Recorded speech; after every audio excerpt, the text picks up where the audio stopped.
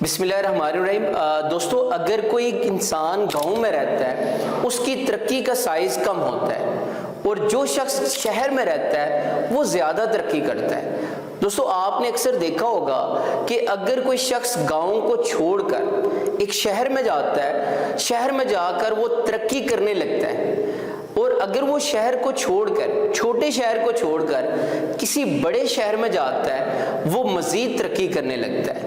اگر وہ شہر کو چھوڑ کر کسی دوسرے ترقی یافتہ ملک میں چلا جائے تو وہ باقی سب کو پیچھے چھوڑ دیتا ہے۔ ایسا کیوں ہوتا ہے؟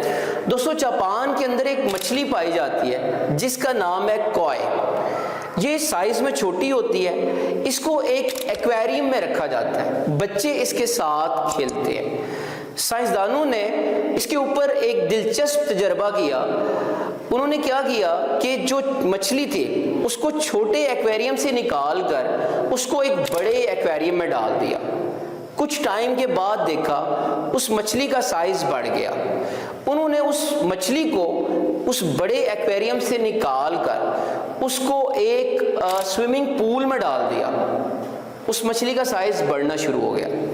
کچھ ٹائم کے بعد انہوں نے اس مچھلی کو اس سوئمنگ پول سے نکال کر ایک جھیل میں ڈال دیا۔ اس کا سائز مزید بڑا ہو گیا۔ اور سائنسدانوں نے کیا کام کیا، انہوں نے ایک جالی نما کنواں تیار کیا، اس کنویں کو ایک سمندر میں ڈال دیا اور اس کنویں کے اندر اس مچھلی کو ڈال دیا۔ وہ دیکھ کر حیران ہو گئے کہ کچھ عرصے کے بعد وہ جو چھوٹی سی ایک مچھلی تھی جو کہ سائز میں چھوٹی تھی اب سمندر کی مچھلیوں کے برابر ہوگی، اور اس کا سائز سمندر کی مچھلیوں جتنا ہو گیا۔ یہاں سے سائنسدانوں نے ایک نتیجہ اخذ کیا کہ جو جاندار ہوتے ہیں وہ اپنے ماحول کے مطابق بڑے ہوتے ہیں۔ اگر ان کو ایک چھوٹے سے ایکویریم میں رکھا جائے تو ان کا سائز ان مچھلیوں جتنا ہوتا ہے جو باقی ایکویریم کے سائز کی مچھلیاں ہوتی ہیں۔ اگر ان کو سوئمنگ پول میں ڈال دیا جائے یہ اس سائز کے مطابق بڑی ہو جاتی ہیں۔ اگر ان کو جھیل میں ڈال دیا جائے یہ اس کے مطابق مزید بڑی ہو جاتی ہیں، اور اگر ان کو سمندر میں ڈال دیا جائے تو یہ سمندر کی مچھلیوں کے برابر ہوتی ہیں۔ دوستو، یاد رکھیے گا، انسان کی جو گروتھ ہوتی ہے اس کا بھی یہی ہوتا ہے کہ انسان اپنے ماحول کے مطابق بڑا ہوتا ہے۔ اگر آپ ترقی کرنا چاہتے ہیں اور اگر آپ چھوٹے سے گاؤں میں رہتے ہیں، چھوٹے سے گاؤں میں رہ کر آپ ترقی نہیں کر سکتے، آپ کو گاؤں سے نکلنا پڑتا ہے، آپ شہر آتے ہیں، آپ شہر میں آ کے ترقی کرتے ہیں۔ اگر آپ مزید ترقی کرنا چاہتے ہیں آپ کو بڑے شہر میں جانا پڑے گا، وہاں پہ آپ ترقی کریں گے۔ دوستو، یاد رکھیے گا، آپ زندگی میں جو بننا چاہتے ہیں، جو کرنا چاہتے ہیں، آپ وہ ادارہ، آپ وہ ملک اور وہ شہر چوز کریں، کیونکہ آپ ایک چھوٹے سے گاؤں میں رہ کر آپ بڑی ترقی نہیں کر سکتے۔